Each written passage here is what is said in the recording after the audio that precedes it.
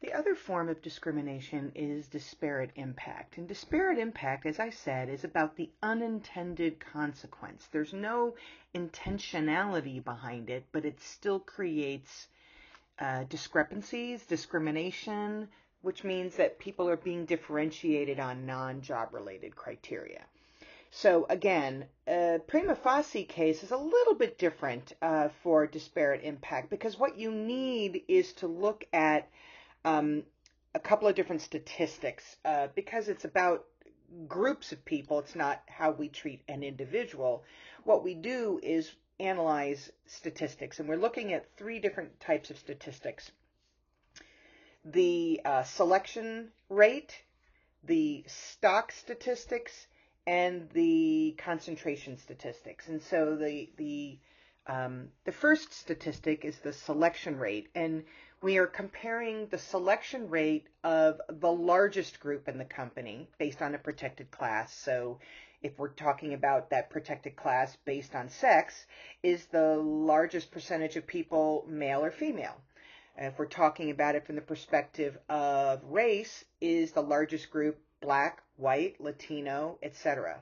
And what we're doing is comparing the selection rate of the largest group to the selection rate of the smallest group. And what this means is if it's a group that is majority black females, then if there are white females that have been applying for jobs and they are at a lower than 80%-ish rate of the selection rate of the largest group, that would be a form of discrimination. Now, let me be clear. Probability of that happening is actually small, but it does exist and it can happen. Often what we're looking at is usually it's white compared to black or white compared to Latino, or it's male compared to female. And in this circumstance, what you would do is you would calculate the selection rate for the bigger group. Let's say it's white males.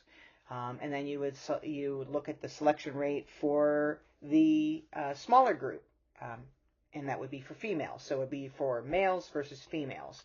And then we would look at whether or not the smaller group is within 80%, or more of the selection rate of the larger group. So basically what will happen is, let's say your selection rate for your majority group is 50% selection rate, and you have a 10% selection rate for the other smaller group. You would multiply 80% to the larger group, which is 50% selection rate, and you would do 80% of 50 is 40%. So if your smaller group is at least 40% or more, there's no evidence of discrimination. If it's less than that, and then what it is it gives a red flag that says there could be discrimination going on. Now, there might be many other reasons why there is a differential selection rate for people. And that means then the next step is figuring out what that is, which we'll talk about in a second. You can also look at what we call the stock statistics, and we're looking at the comparison to the labor market availability compared to who I have inside my company. And we, again, apply the 80% rule. If I am hiring at a rate less than 80% of the largest group, it indicates there may be discrimination going on. So if I am hiring roughly 20, if the local area is 50% white and 25% black, and I am hiring only 5% black, then that's not within 80% of 50%. So again, we want to make sure that we are within proportion. So what we're looking at is basically proportionality, to make sure that the rates are working the same. Not that we are saying you need to hire somebody who's unqualified, but what it means is we are probably not doing what it takes to attract qualified individuals for the position. So that requires us to then go out and find ways to attract qualified people to come to the job. Lastly, we look at the concentration of where people are concentrated in the company. And we don't necessarily apply the 80% rule here, because what we're looking at now is, let's say your company is, 65% female and 35% male, but all the males are in leadership position and all the women are in lower level, no going anywhere positions, and that has happened with companies, then that's saying that even though we have people we have a lot of people in an area, they're concentrated in positions that aren't going to rise to leadership, to advanced positions, to senior executive positions. They're all concentrated in lower level positions with no mobility moving up. And so again, we're looking at that as well.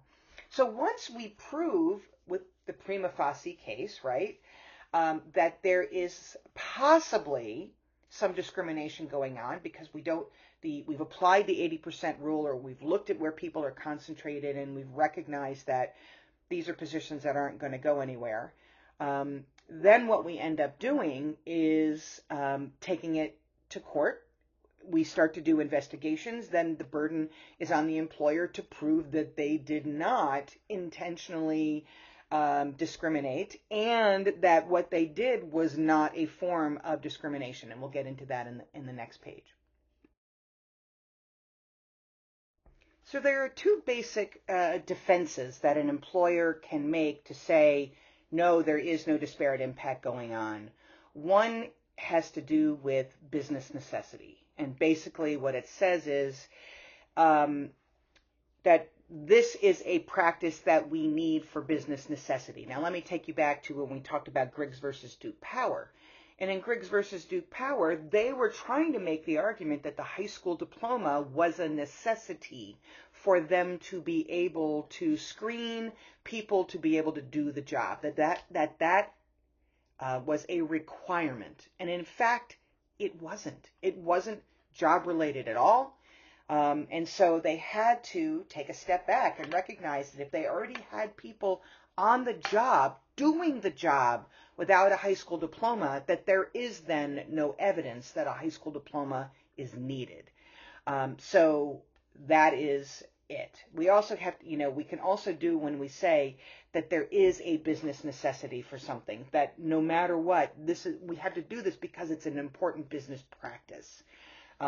And that doesn't always fly. It's very difficult to make a case for business necessity. In fact, I can't even think of any off the top of my head, although it exists as a possibility, and I'm sure that there are people that have been able to make the case. But by and large, to say it's business necessity takes an awful lot, and it's an extraordinarily rare case.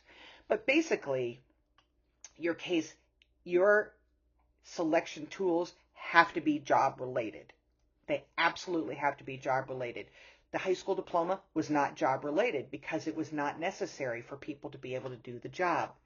Now let me give you a different example. A number of years ago, we had an issue with firefighters in a community, and there was a discrimination claim that there were not enough women and minorities in firefighting positions that had applied for positions and they had not been selected. And they said, well, they didn't pass the tests, so we weren't going to hire them. And it doesn't mean that there weren't women and minorities that didn't pass those tests previously, because they can, but the numbers were still small. So they said, we think there's some discrimination going on. So the industry said, okay, we're going to validate the selection tool that we use. We are going to make sure that the selection tool is job related and that it is at the appropriate level that needs to happen in order for someone to successfully do a job. It can't be more strict than that. It has to be at the minimum needed for somebody to be successful on the job. So there has to be what they call the basement.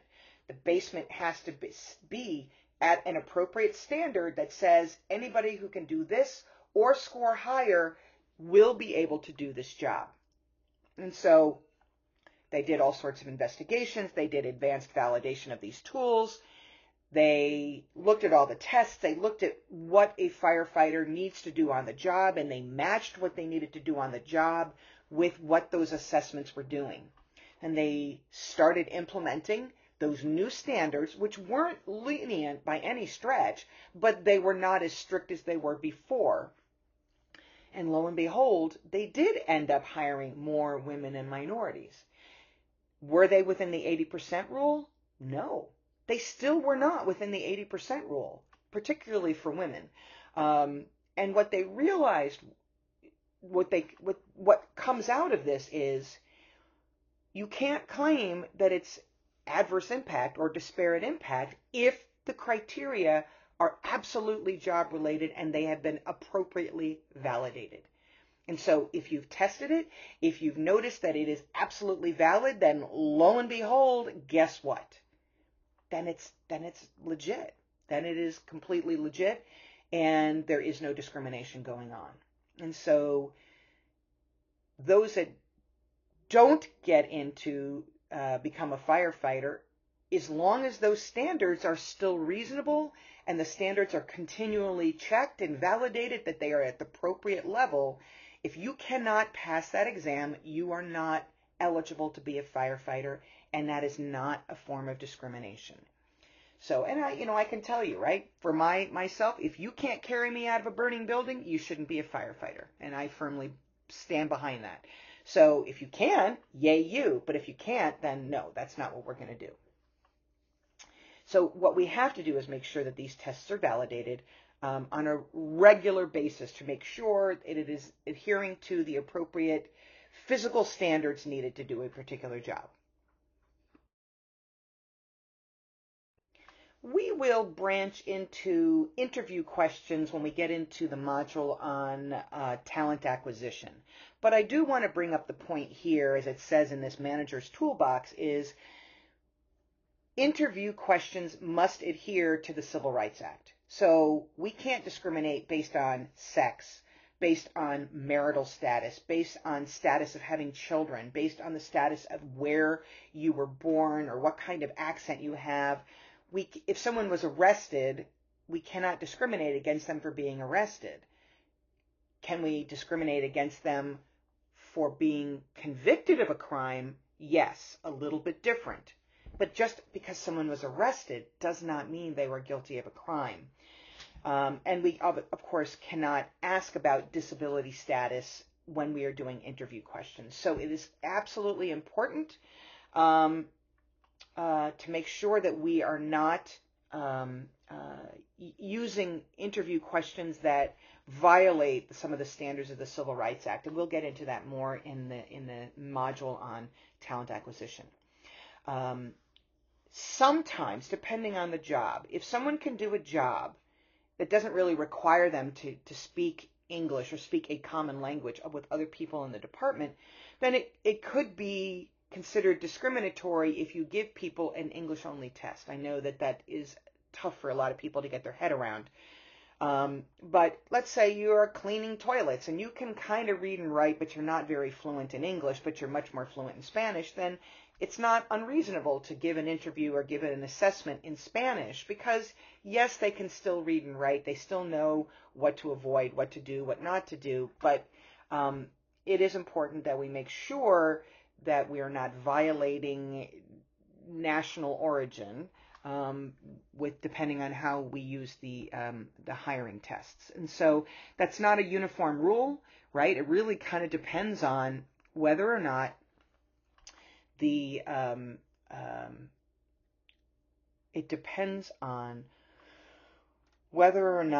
individual's job requires them to be fluent in English. If the job doesn't require them to be fluent in English, and there are many jobs where it doesn't, then it's a totally separate issue.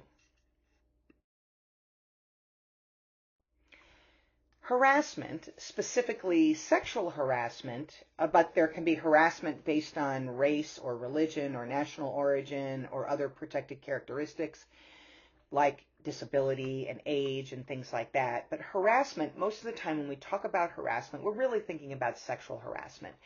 And remember when I told you the story about the quote-unquote accidental feminist, and the accidental feminist was never about including women's rights in the legislation in order to actually benefit women. They were using it as a tool to derail the legislation. But because it was added, much to this man's surprise and to his chagrin, unfortunately, that means that the administrative agencies who were busy defining the elements of the Civil Rights Act and providing guidance on it didn't have a lot of guidance on what Congress's intention was around the discrimination based on sex. So it took a good number of years, probably 10, 15, 20 years, to fine tune what that actually meant.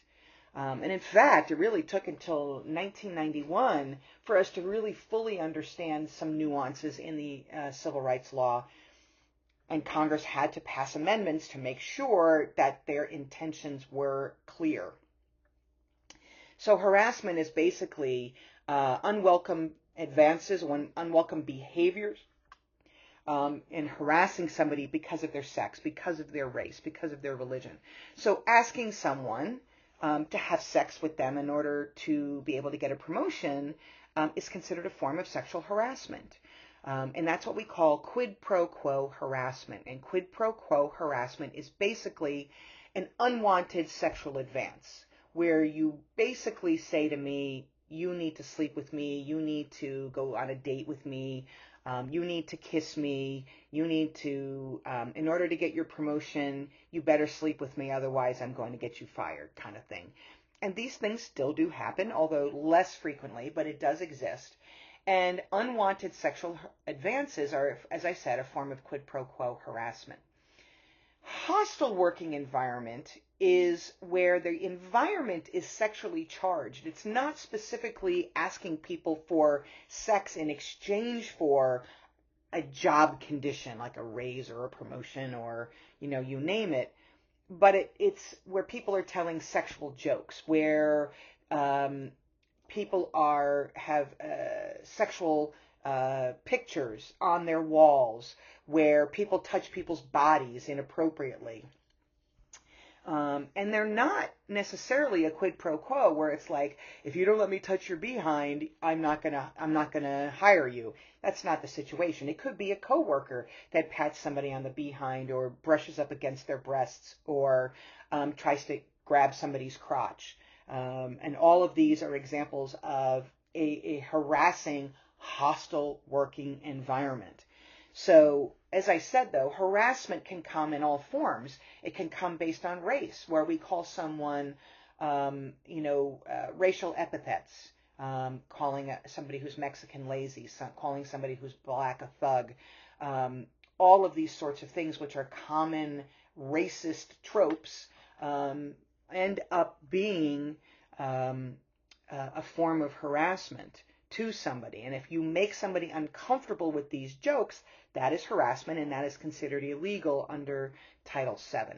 So there's a number of different types. So like I said, quid pro quo is where I'm asking for sex or sexual favors in exchange for a work-related reward, whereas a hostile working environment is just a very sexually charged environment, or a racially charged environment, or a religiously charged environment. If you tell somebody, I'm not going to hire you because you are not Christian, that is a form of harassment for somebody. It's a form of discrimination. If you guilt trip somebody who's working for you because they're not Christian, because they're not, the faith that you believe they should be, that is a form of harassment on the workplace.